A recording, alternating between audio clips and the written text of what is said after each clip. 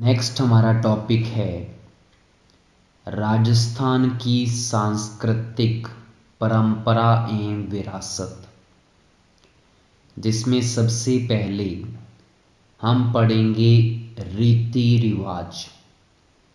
अब रीति रिवाज में भी सबसे पहले क्या पढ़ना है? 16 संस्कार। पूछ ले जाते हैं कि एक संस्कार किससे रिलेटेड है। तो 16 संस्कार में सबसे पहले आता है गर्भाधान।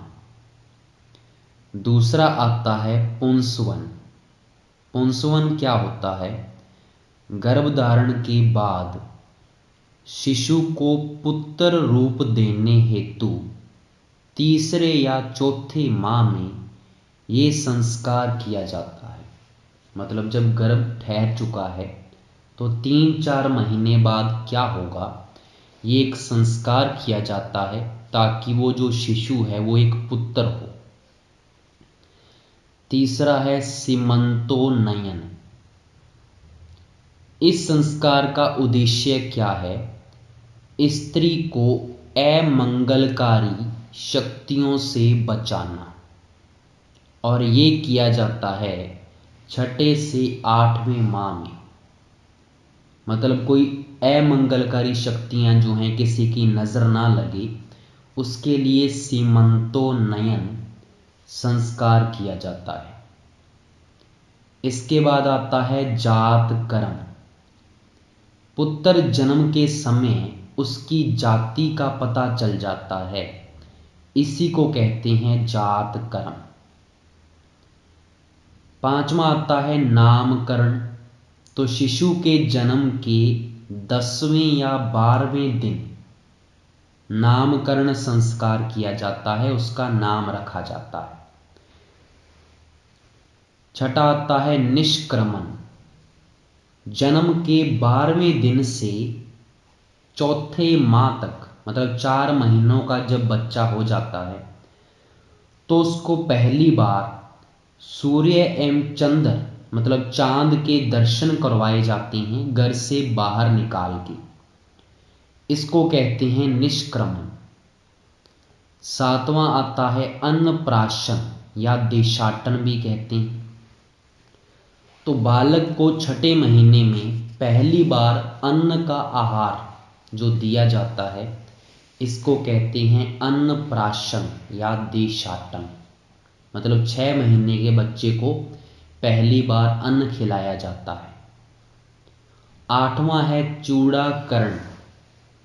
इसमें क्या होता है, जब बालक 3 साल का हो जाता है तो उसके सिर के बाल पहली बार मुंडवाए जाते हैं, उसको कहते हैं चूड़ाकरण। 9वां संस्कार आता है कर्णभेद। इसमें उसके कान बींदे जाते हैं। 10वां संस्कार है विद्या आरंभ संस्कार।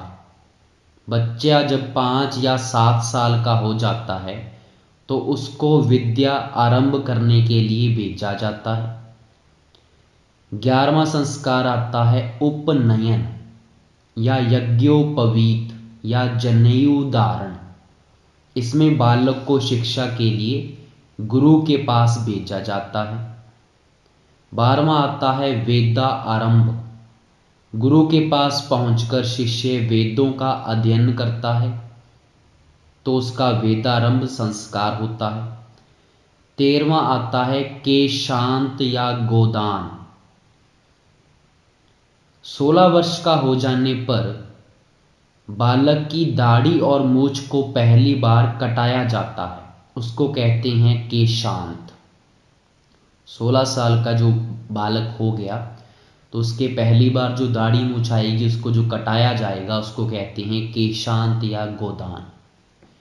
14वां आता है समावर्तन। समावर्तन का मतलब होता है गुरुकुल से शिक्षा ग्रहण करके घर की ओर लौटना, उसको कहते हैं समावर्तन संस्कार। 15वां आता है विवाह। ब्रह्मचारी व्यक्ति जो है गृहस्थाश्रम में प्रवेश करता है, इस संस्कार को कहते हैं विवाह। और 16वां आता है लास्ट में अंत्येष्टि या दाह संस्कार। तो जो जीवन का अंतिम संस्कार होता है, हिंदुओं में शव को अग्नि देकर यह संस्कार पूर्ण किया जाता है। तो ये 16 संस्कार हैं जो हमें पता होने चाहिए। पहला गर्भदान, दूसरा पुंसवन, तीसरा सीमंतोन्नयन, चौथा जातकर्म, पांचवा नामकरण, छठा निष्क्रमण, सातवां अन्नप्राशन, आठवां चूड़ाकरण, नौवां कर्ण भेद, 10वां विद्या आरंभ संस्कार, 11वां जनेऊ धारण, 12वां वेदा आरंभ, 13वां केशांत, 14वां है समावर्तन, 15वां विवाह, 16वां अंत्येष्टि या दाह संस्कार।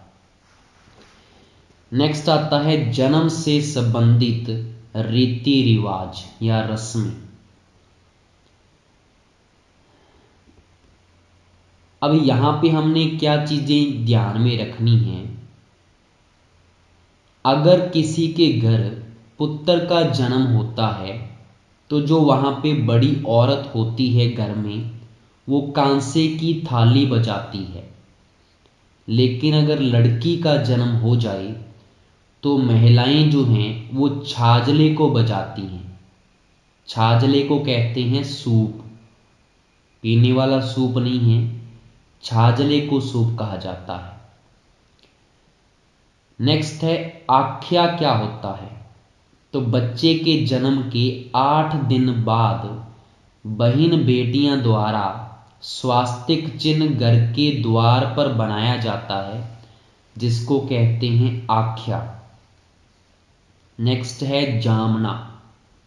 बालक के ननिहाल पक्ष के लोग बालक होने की खुशी में कपड़े मिठाइयाँ जो लाते हैं बालक की माँ के लिए, पीलो भी लेकर आते हैं, इसको कहते हैं जामना। नेक्स्ट है कोथला। इसमें क्या है, बेटी का पिता अपने रिश्तेदारों को बुलाकर बेटी व जवाई को कपड़े आभूषण आदि थाली में रख देता है। जापे के बाद लड़की अपने ससुराल जाती है। उस समय भी उसके पति व अन्य घरवालों के लिए कपड़े देने की जो रस्म है, इसको कहते हैं कोथला। नेक्स्ट है गुंटी। बच्चे के जन्म पर दादा दादी उसके बुजुर्ग पहली बार कुछ पिलाते हैं तो उसको कहेंगे गुंटी। नेक्स्ट है विवाह के विधि विधान। सगाई आपको पता है, सगाई को वागड़ क्षेत्र में कहते हैं टेवलिया या सगपन।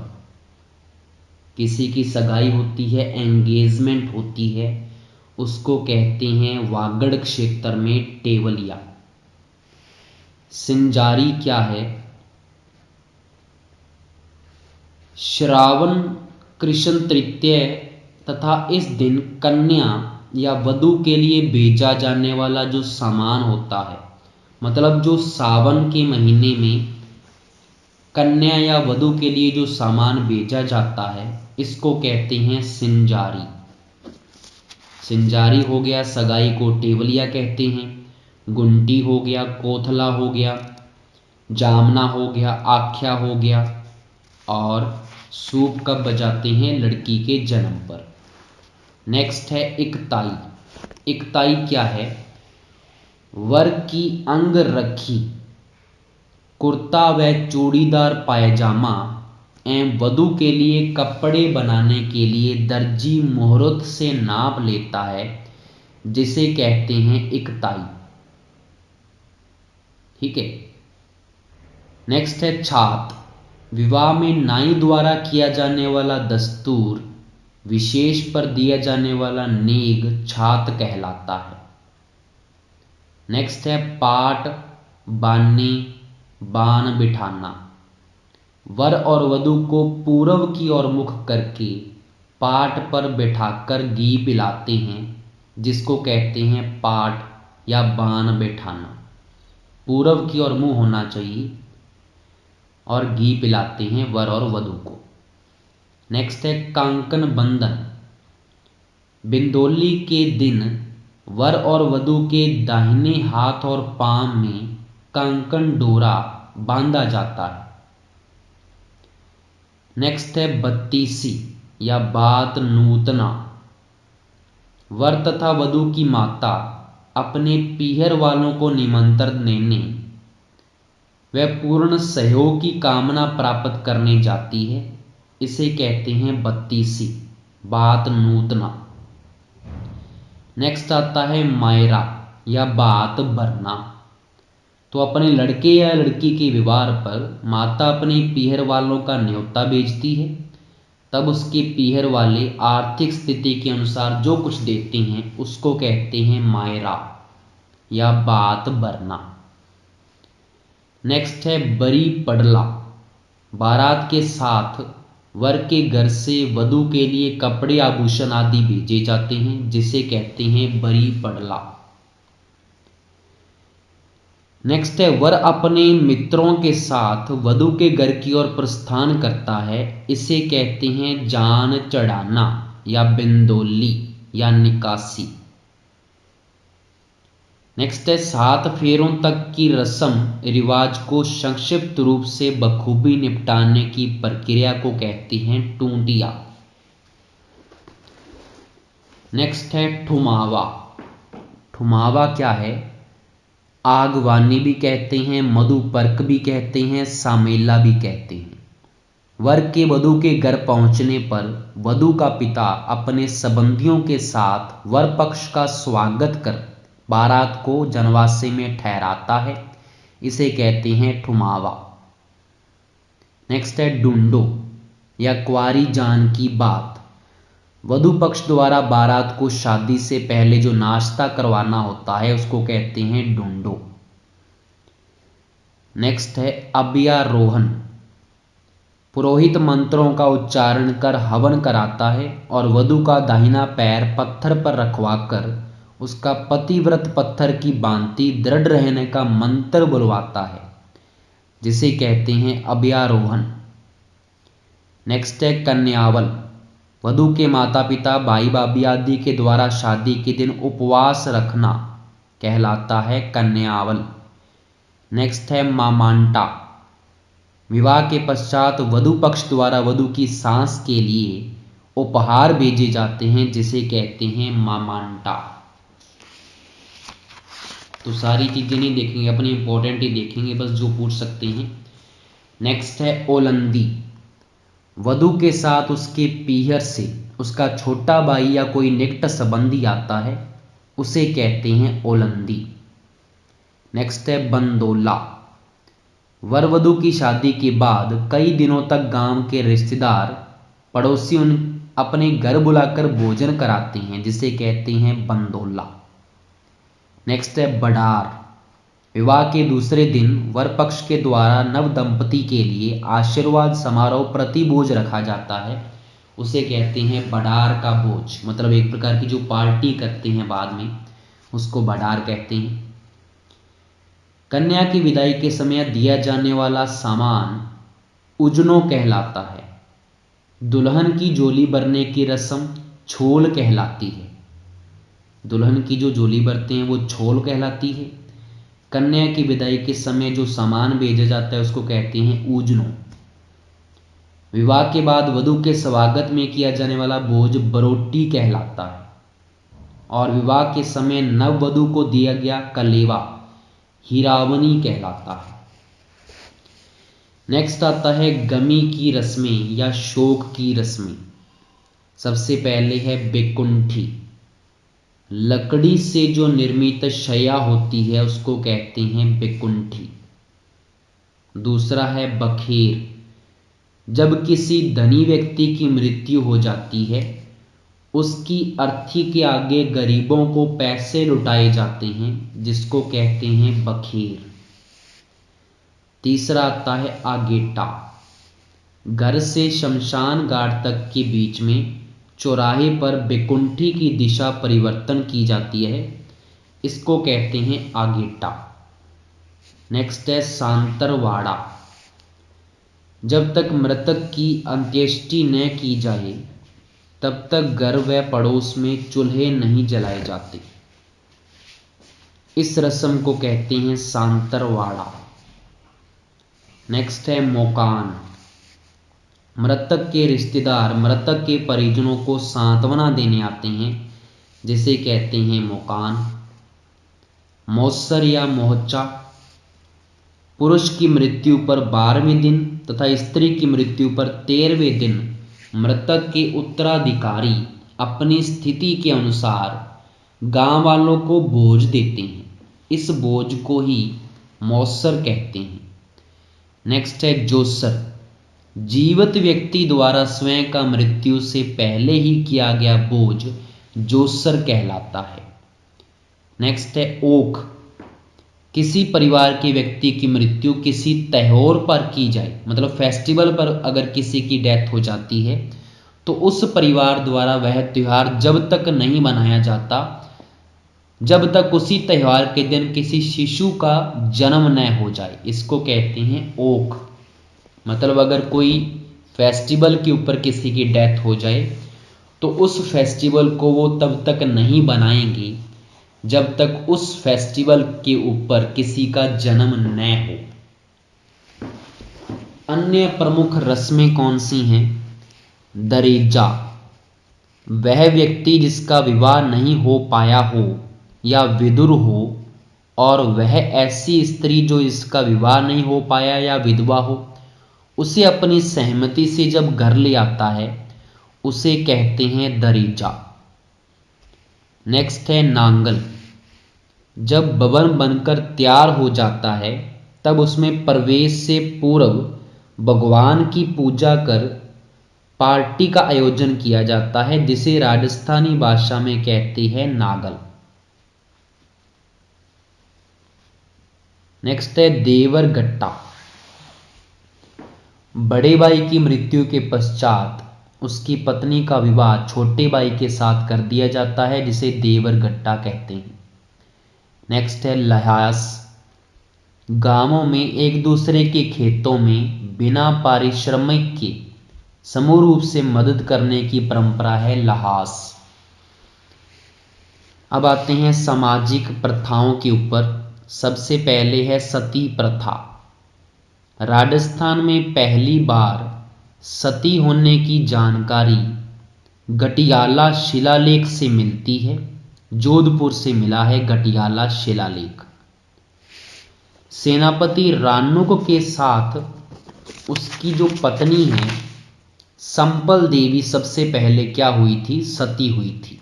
मतलब गटियाला अभिलेख जो है उसके अनुसार राजस्थान में पहली सती कौन हुई? संपत देवी सेनापति रानुक के साथ हुई थी। राजा राममोहन के प्रयत्नों से जो लॉर्ड विलियम बेंटिक हैं उन्होंने पूरे भारत में सती प्रथा को क्या किया? अवैध घोषित किया। 1829 ईस्वी की बात है। और इस अधिनियम के तहत राजस्थान में पहली बार सती प्रथा पर रोक किसने लगाई? अलवर रियासत ने। 1822 ईस्वी में सती प्रथा को सबसे पहले बूंदी में गैर कानूनी घोषित किया गया। उसके बाद 1830 ईस्वी में अलवर में, 1844 में जयपुर ने, 1846 में डूंगरपुर व बांसवाड़ा ने, 1848 में जोधपुर व कोटा ने और 1860 में उदयपुर ने क्या कर दिया? गैर कानूनी घोषित। राजस्थान में सती की जो अंतिम घटना है वो 1987 की मानी जाती है। सीकर के देवराला गांव की घटना है।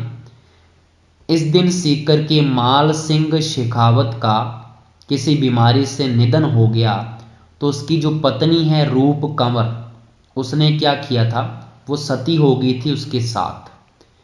तो राजस्थान की अंतिम सती मानी जाती है रूप कंवर, सीकर के दिवराला गांव की है। उस टाइम तत्कालीन जो मुख्यमंत्री थे वो हरिदेव जोशी थे। राज्यपाल थे बसंत बाडू पाटिल। और सती निवारण अध्यादेश कब बना है? 3 जनवरी 1988 को। नेक्स्ट बात करते हैं डावरिया प्रथा क्या है। राजा लोग जो हैं वो अपनी पुत्री के साथ दहेज के रूप में कुछ लड़कियां बेचते थे, उन्हें दासी या डावरिया कहा जाता था। नेक्स्ट है कन्यावध। राजस्थान में सर्वप्रथम कोटा राज्य में राम सिंह सेकंड के शासनकाल में 1834 ईस्वी में कन्यावध को गैर कानूनी घोषित किया गया। तो ये हमें पता होना चाहिए, सबसे पहले किसने किया? कोटा राज्य ने 1834 में। नेक्स्ट आता है दास प्रथा। राजस्थान में 1832 ईस्वी में हाड़ौती क्षेत्र कोटा ने दास प्रथा पर क्या लगाई? रोक लगाई। बाल विवाह की बात करते हैं। सबसे पहले 1885 में जोधपुर का प्रधानमंत्री आता है प्रताप सिंह, उसने बाल विवाह पर क्या लगाया था? रोक लगाई थी। उसके बाद 1903 में अलवर रियासत ने रोक लगाई। अजमेर का निवासी आता है हरविलास शारदा, उसने 1929 में एक कानून बनाया जिसे अंग्रेजी सरकार ने शारदा एक्ट घोषित किया। हरविलास शारदा ने क्या बोला कि लड़के की उम्र होनी चाहिए 18 और लड़की की उम्र होनी चाहिए 14।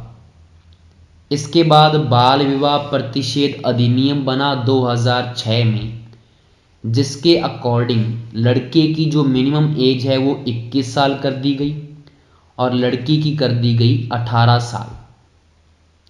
हरविलास शारदा ने तो क्या बोला था? 18 लड़के की होनी चाहिए और 14 लड़की की, और आजकल 21 लड़के की है और लड़की की है 18। नेक्स्ट है विधवा विवाह। ईश्वर चंद्र विद्यासागर व लॉर्ड डलहौजी के प्रयासों से 1856 ईस्वी में विधवा पुनर्विवाह अधिनियम बनाया गया और इसको लागू किसने करवाया? लॉर्ड कैनिंग ने। बस इतना ध्यान रखना है। नेक्स्ट है बेगार प्रथा। 1976 में एक अधिनियम बनाया गया और इसके ऊपर क्या लगाई गई? रोक लगाई गई। नेक्स्ट है सागड़ी या बंधुआ मजदूर प्रथा। इसमें क्या होता है? पहले गरीब लोगों को उधार दी जाती है कुछ राशि, वो लौटा नहीं पाता तो उसको घरेलू नौकर बना लेते हैं, सारा काम करवाते हैं। अब इसके ऊपर रोक कब लगी? 1961 में सागड़ी निवारण अधिनियम पारित किया गया। बेगार के रूप में खेतों में काम करना हाली प्रथा कहलाती थी और घर का सामान्य काम करना चाकर प्रथा कहलाती थी। मतलब बेगार के रूप में अगर हम घर पे काम कर रहे हैं तो चाकर प्रथा, खेतों में कर रहे हैं तो हाली प्रथा। नेक्स्ट है मोताना प्रथा। जनजातियों में किसी व्यक्ति की अगर एक्सीडेंट में कोई मृत्यु हो जाती है तो उस व्यक्ति की मृत्यु के लिए जो जिम्मेदार होता है उससे क्या लिया जाता है? कुछ रुपया पैसा मांगा जाता है, जिसको कहते हैं मोताना प्रथा। नेक्स्ट है संथारा प्रथा। संथारा प्रथा का विधान जैन ग्रंथों में क्या है? उल्लेखित है। इस प्रथा में अन्न जल क्या क्या किया जाता है? त्याग किया जाता है। संथारा को आत्महत्या हम नहीं कह सकते। नेक्स्ट है नाता प्रथा। राज्य में नाता एक प्रकार से पुनर्विवाह है। नेक्स्ट है कुकड़ी की रस्म। आदिवासियों में, जिसमें कि सांसी जो जनजाति है उसमें ये प्रचलित है। इसमें शादी होने पर जो नवविवाहिता है उसको अपने कैरेक्टर का क्या करना पड़ता है? एक परीक्षा देनी पड़ती है। नेक्स्ट है झगड़ा प्रथा। किसी स्त्री के दूसरे पति द्वारा पूर्व पति को दी जाने वाली राशि झगड़ा राशि कहलाती है। नेक्स्ट है दापा प्रथा। आदिवासी क्षेत्र से भगाकर लाई गई युवती का पुरुष पक्ष द्वारा वधु मूल्य चुकाकर विवाह कर लिया जाता है, जिसको कहते हैं दापा प्रथा। नेक्स्ट है राजस्थानी खान पान या भोजन। तो भोजनों के बारे में हमने थोड़ा डिस्कस करना है इसके अंदर। इससे पहले आपको बता दूं मैं, जो सोहन पापड़ी है वो कहाँ की फेमस है? अजमेर की। अजमेर की सोहन पापड़ी क्या है? फेमस है। अब देखते हैं सबसे पहले सिरावन क्या होता है।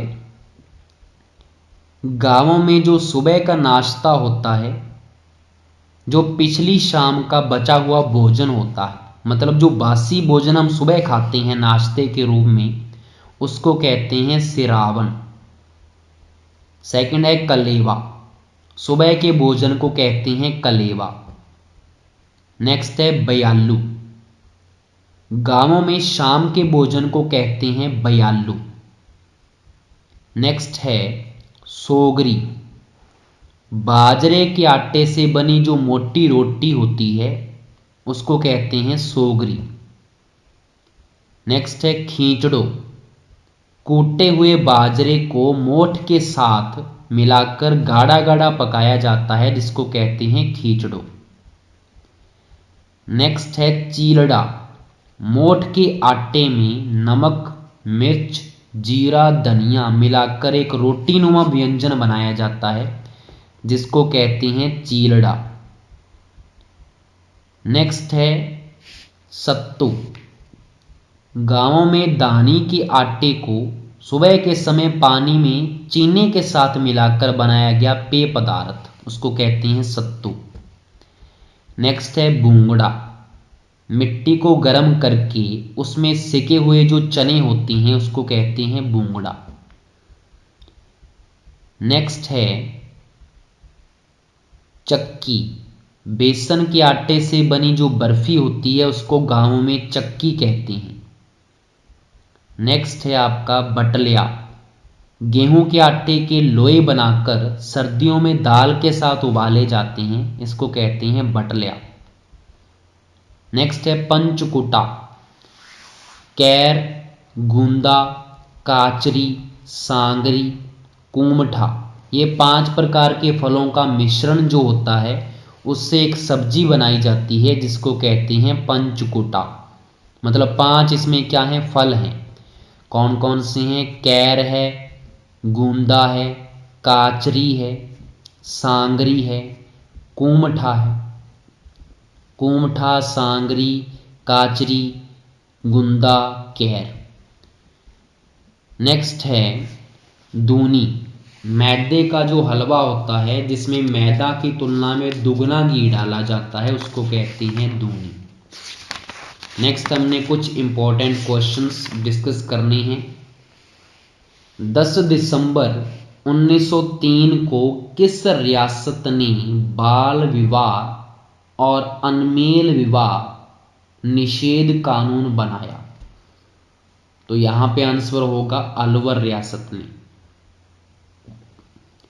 नेक्स्ट है डाकनिया प्रथा पर रोक सबसे पहले किस राज्य द्वारा लगाई गई? तो डाकनिया प्रथा पर रोक लगाई थी उदयपुर रियासत ने। राजपुताने में किस राजा ने सबसे पहले कन्यावध को रोकने का प्रयास किया? तो यहां पे आएगा आंसर राम सिंह ने। उदयपुर राज्य में डाकन प्रथा पर प्रतिबंध कब लगाया गया? इसका आंसर है 1853 में। 18वीं शताब्दी के किस राजा द्वारा विधवा पुनर्विवाह हेतु नियम बनाने के प्रयत्न किए गए? तो इसका आंसर है स्वाई जय सिंह। इसी के साथ ये टॉपिक कंप्लीट होता है।